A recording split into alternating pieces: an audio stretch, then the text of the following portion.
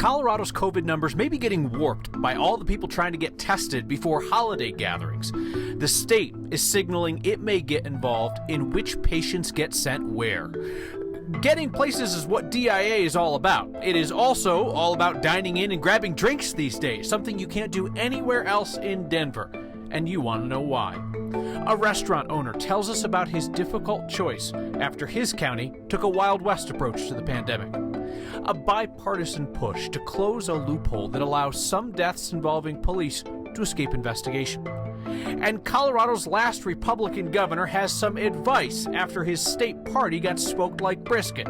Straight talk delivered nightly on Next. Colorado is preparing for a situation where you might have certain hospitals overrun with COVID patients while other hospitals elsewhere have open beds. There's a new emergency order from the governor that gives the state the power to determine where individual patients go to essentially manage the state's hospital bed capacity. Let's also, though, look for the positive news today. The percentage of hospitals expecting staff shortages in the near future, that percentage is not growing. It's still roughly about a third. And the positivity rate of tests is dropping, though that might be a function of everybody and their grandma rushing out to get a test before Thanksgiving dinner. We now have 1,597 Coloradans hospitalized with COVID-19. That's up 58 patients from the day before. Think about it. This time last month, we had 458 COVID patients in our hospitals. November has simply been a brutal strain on all of our neighbors who work in healthcare.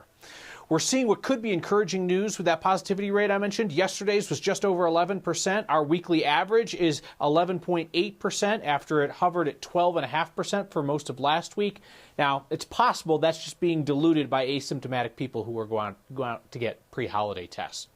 Colorado added more than 3,500 new cases yesterday. An asterisk on that. Sometimes we see a dip in reporting cases over the weekend. Our 7-day average for new cases is almost 4,700 a day. Colorado's second most populous county, El Paso County, is going to join Denver in level red. That'll be effective down there on Friday. Level red, of course, means no indoor dining at all, and the bars have to close. So we continually get questions from you on why those level red rules don't apply at the airport. Our Steve Steger got after that. Every restaurant and bar we walked by had pretty good number of people. Francie Crapo Hobson was surprised on Sunday morning. Denver County is under level red after all. I wondered how it was that these restaurants and bars in DIA didn't have to follow the same rules as the rest of the city and county of Denver. Why? Because the service is essential, the airport says. We've got people in our facility who might spend extended periods of time, people who are connecting, including our employees, and we don't have a place to move them outside or to send them elsewhere to get food. Emily Williams is a spokeswoman for DIA. We do have people who have to fly, and we also have people that need to eat for medical reasons. Williams says the airport is constantly working with both the state health department and the city. Denver's health department today pointed us toward the state's public health order. It considers airports a critical government function, of which the order says the operation and support shall continue. Williams says airport restaurants have made changes, though. Reduced capacity in our restaurants, really focusing on making sure that tables are spread apart 6 feet. So as for why the bars are allowed to remain open, the concessionaires who sell alcohol at DIA all have to sell food as well. And Williams said the airport's also making a lot more food available to go inside concession stands at the airport. They also have a service now with 7 different concession stands where they will deliver the food to you wherever you are inside DIA to try to cut down on people who are going into the restaurants, Kyle. I'm the guy way down at the end of Concourse C, standing 50 feet from the other people. Just take bridge security. You'll get there. Just bring me my food. I'm in Concourse A. Yeah. I'm not looking forward to getting the tube again with people. All right. Thank you, Steve. While Steve was talking, we just got a note from the state saying that almost a dozen testing facilities are going to be closed or have their hours delayed tomorrow. due to the winter weather that's coming in. A number of delays till 10 a.m. in the morning, so check in with your individual testing site if you're going to get tested tomorrow. The two that are straight up closing because of the incoming weather, the Jeffco Fairgrounds site in Golden and the testing site at the Catholic Church in Conifer. Denver's mayor today lit up the school board, accused them of running off a great superintendent and being too dysfunctional to find her replacement. So you had this strange situation where you had one elected official, the mayor, telling another group of elected officials, the school board, to just step aside and let some unelected citizens do their job for them to find the superintendent. Susana Cordova was a DPS lifer, but she's bailing to go to Dallas. Mayor Hancock and former Mayor Federico Pena wrote a joint letter blaming the DPS board for mistreating Superintendent Cordova and running her out of town. Now, the current school board is certainly friendlier to the teachers union than the so-called education reform set that a lot of the Democratic power players prefer. The state's three largest school districts are simultaneously now searching for new superintendents, and the mayor is calling on DPS to let a committee of residents lead the city's search. School Board Director Tay Anderson tweeted back to the mayor that he has no business calling any government body dysfunctional while his law enforcement agencies are killing people of color. President Trump's efforts to overturn the election results and to stay in power is highlighting the current split in Colorado's Republican Party. So on one side, you have Congresswoman-elect Lauren Boebert alleging election rigging without evidence, and you've got Coloradan Jenna Ellis, who's helping to lead the president's legal team by this weekend, saying that a critic of the president has small genitals. So there's your one side. And then on the other side is Colorado's only Republican governor elected within the last 50 years. Bill Owens told our Marshall Zellinger, the presidential race is over. I think that in American elections, the winner assumes office and the loser, after a point in time, concedes. Not that former Republican Governor Bill Owens knows that much about conceding. I've been on the other side of this, but I was prepared to concede in any of the times that I ran. Not counting primaries, he was 8 for 8 representing Colorado in the state House, state Senate, as state treasurer, and the state's most recent Republican governor. Could Republican Bill Owens win an election today for a statewide office? Republican Bill Owens is not going to run for statewide office, but I'll bet a Republican Bill Owens could win statewide in Colorado today. There's plenty of room for conservative Republicans like myself to win statewide in Colorado. 2.5 years ago, we had a Republican Secretary of State, we had a Republican State Treasurer, had a Republican Attorney General, we had a state Senate that was Republican.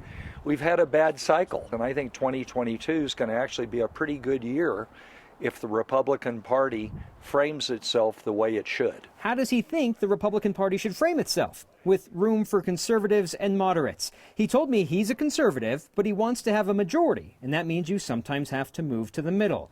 He's on the side of the Republican Party that is not waiting for a court to change the outcome of the 2020 presidential election. That's in contrast to the most prominent Colorado Republican who recently won an election. As recent as Saturday, Congresswoman-elect Lauren Boebert was counting down until the Electoral College meets and Congress certifies those results, tweeting, President Trump still has time to turn this around and get the real results out. There's no allegations of widespread fraud that, in my opinion, have validity.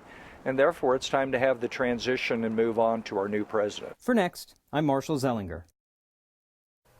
That transition finally got moving this afternoon. The federal office that is in charge of recognizing the apparent president-elect belatedly did so. Hey, your generosity is undefeated. Wanted to update you. You raised $52,000 to refill the food bank at Denver Indian Center. $52,000. It means you've now raised more than $1.8 million through your Word of Thanks micro-giving campaign since June. We're going to continue to focus on hunger in our community again this week. I have an idea for our next group project on Wednesday. If an officer shoots someone, Colorado law says there has to be an outside investigation. Law does not say the same when officers pile on a suspect and that person dies.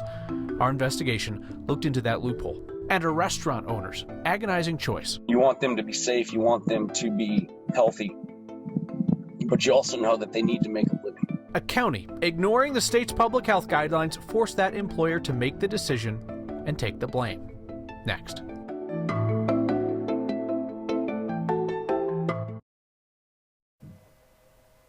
There's a loophole in Colorado law that allows prosecutors to handle deaths involving police officers in two very different ways. So you have some idea what happens when police officers shoot someone.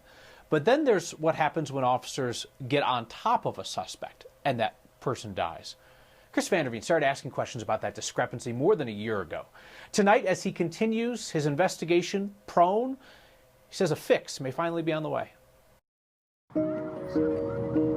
Nope, we gotta teach you how to shoot. The David Baker you see in this video is the same David Baker Get on the ground!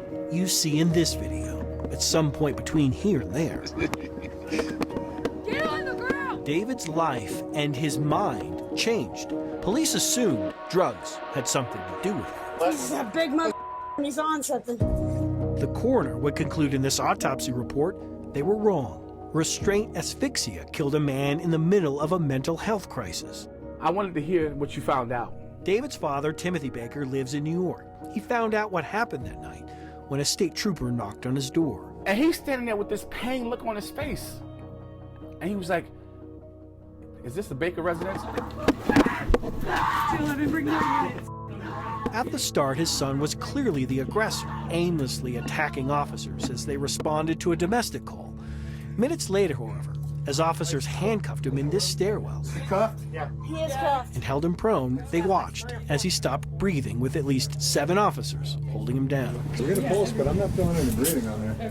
You're not getting nothing. Within hours, I've never seen anything quite like this. prosecutors vowed we'd see a thorough and transparent investigation. It is important when someone in the community dies, especially during the contact with law enforcement, that we get all the answers that the community would demand to have answers to, all those questions answered. Months later, that pledge was broken when George Brockler's office slipped this 2-paragraph letter to Aurora's police chief, quietly suggesting no member of the Aurora Police Department violated any Colorado law that night. Was that a mistake? I think if I had it to do over again, I'd be more inclined to want to provide more detail of the analysis. Not that he or his office had to do anything. Current Colorado law mandates if an officer shoots someone, there must be an outside investigation. And should prosecutors decide not to file criminal charges, they must release a report and publicly disclose why. But if 7 officers pile on top of someone and that someone dies, Colorado law mandates nothing. No report, no disclosure, nothing. That's correct. There is no legal requirement at the moment for that. You shoot somebody, it's got to be public. You get on top of somebody, they die, not public. What do you think of that?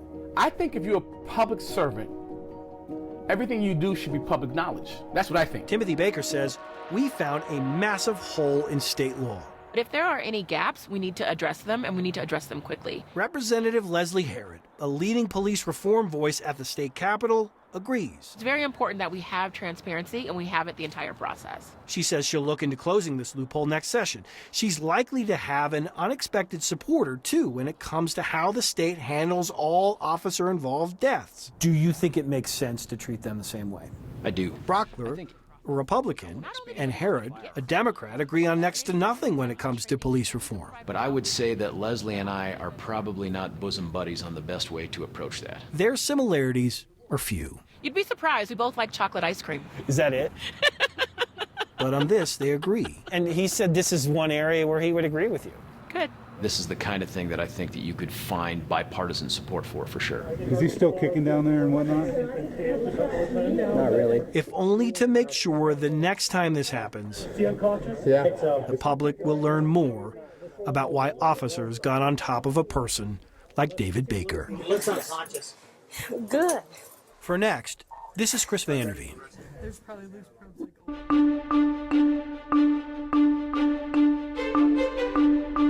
We really haven't seen much snow here in Denver this month. In fact, we are tied for the driest November on record here in Denver at just a trace, but that all changes overnight as this next storm system is pushing in. We already have snow up in the high country, and tonight it'll get really heavy as temperatures fall into the teens out there. We had advisories in blue with the winter storm warning about 8 to 16 near the San Juans, Front Range Mountains, 5 to 10 inches stacking up. And again, overnight, that snow makes its way here to Denver. It doesn't last long. It'll give us a couple of inches by lunchtime. lunchtime, it's off to the Eastern Plains. Dinner time, it is fully out of here. As we look at the metro area, about 1 to 3 inches for the city, with higher amounts out to the west and south. It's a cool day with highs in the 30s and 40s. Looking ahead toward Thanksgiving, cool at 43 with a few more flurries. His story is heartbreaking and unfortunately not all that unique right now. For my staff, who is paycheck to paycheck, I am effectively ruining their holiday season. A restaurant owner explains how he decided between two terrible choices. Next.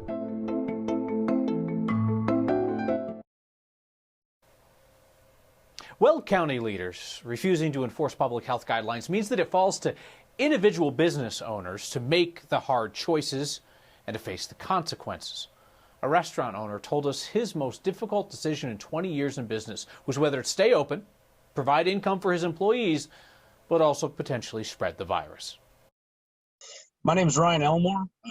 I own a restaurant called Pepper's Fireside Grill in Firestone, Colorado. Thank you for calling Pepper's Fireside Grill. Family first restaurant. You know, our tagline has always been food, family, and fun. I've been a restaurant owner for 20 years. Obviously, this has been the biggest challenge of my career.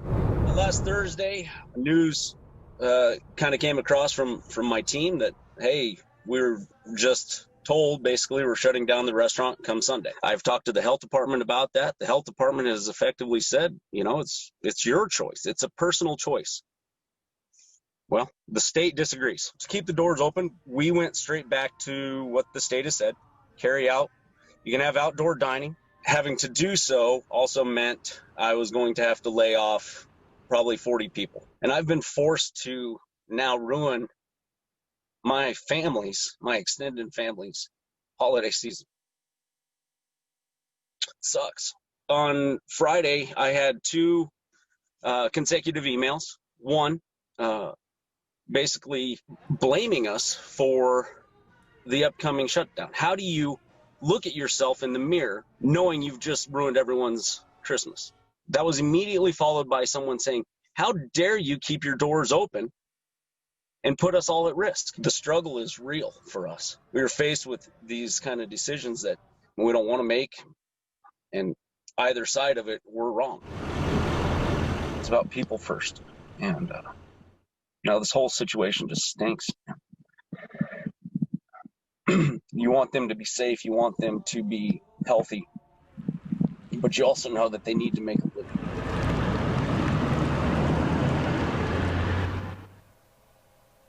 It's courageous of him to share his story. We'll have your feedback next.